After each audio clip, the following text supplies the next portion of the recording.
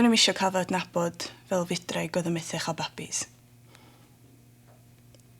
Oedd o'n swnio mor ddigalon, mor greulon o ironig.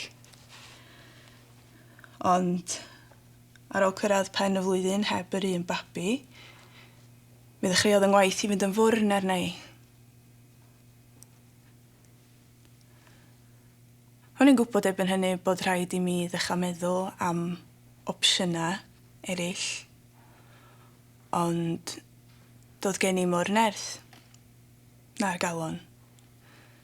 Achos y gwirionedd plaen ydy, mae trio am methu am flwyddyn yn deud ar rywun, allai o ddim peidio. Mi es i fanna tywyll iawn. A Jack hefyd. Ond mi roedd ganddon ni'n gilydd, ac roedd hynny yn gysur. O leia nad oedd yn rhaid i mi deimlo fy ffordd drwy fy iselder ar fy mhen fy hun bach.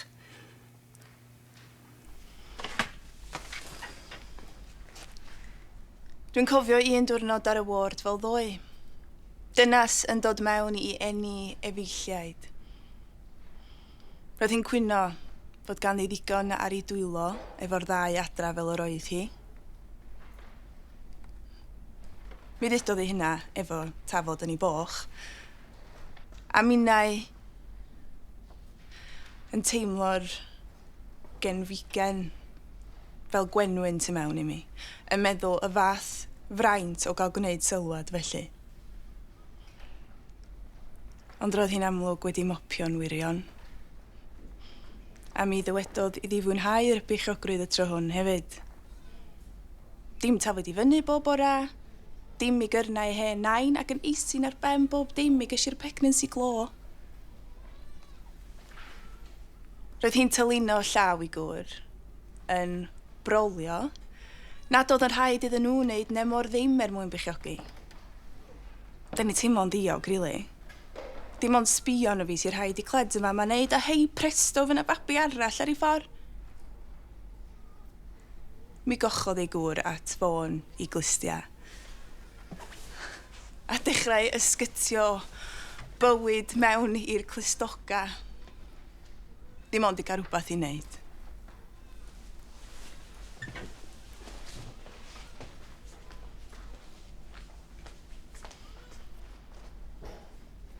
Mi wrthododd epidural ar ei ben, gan ddeud fod y boen yn rhan naturiol o'r geni. Dwi'm yn dallt mama sy'n dewis cymyd a bod yn onast. Diluted experience swn i'n galw peth felly.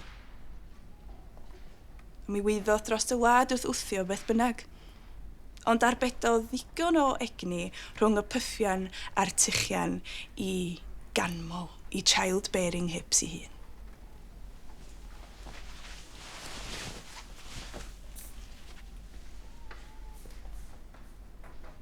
Ac wedyn mi ddaeth y bychan cyntaf i'r golwg. Dwi'n cofio i mi lapio'n daclus mewn cotwm gola, a fel magnet, mi afeilodd am fy mis bach. Roedd o wedi digwydd droion o'r blaen, ond er fy ngwythaf, mi nes i oedi cyn rhoi'r newydd anedig ymreichiau am y tro hwn. Mi ydawais i nefoedd ac uffern gwrdd a hawlio'r eiliad honno i mi fy hun. Dim ond eiliad, ond roedd y fam yn siarsio sgin to sgin y tu ôl i mi. Ac felly, eto, roedd yn rhaid i mi brocio fy mhroffesiynoldeb a rhoi'r personol o'r neilltu.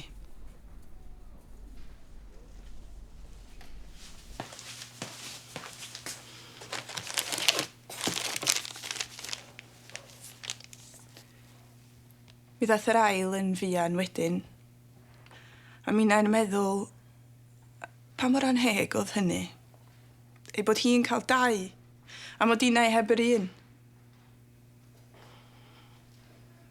Mi nes I sefyll yno ar y cyrion gan syllu ar lun o lawenydd a churo fy nghefn fy hun yn ddistaw bach. Ro'n i di dal yn dda I gadw ceuad ar ferw bethau, ond wrth i'r rhieni ddechrau trafod enwa, mi ges I fy maglu mwy o sydyn.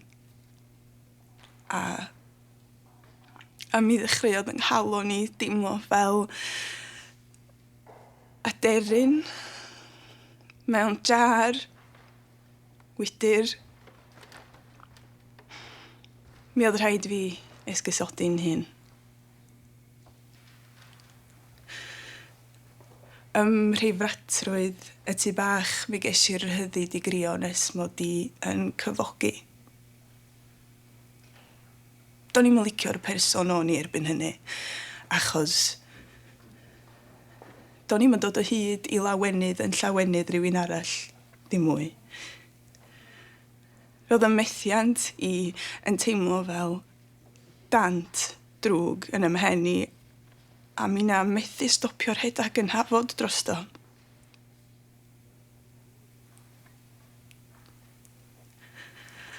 Sawl babi arall oedd yn rhaid I mi osod ymreichia mama eraill cyn I mi gael gafel ar fy mabi fy hun.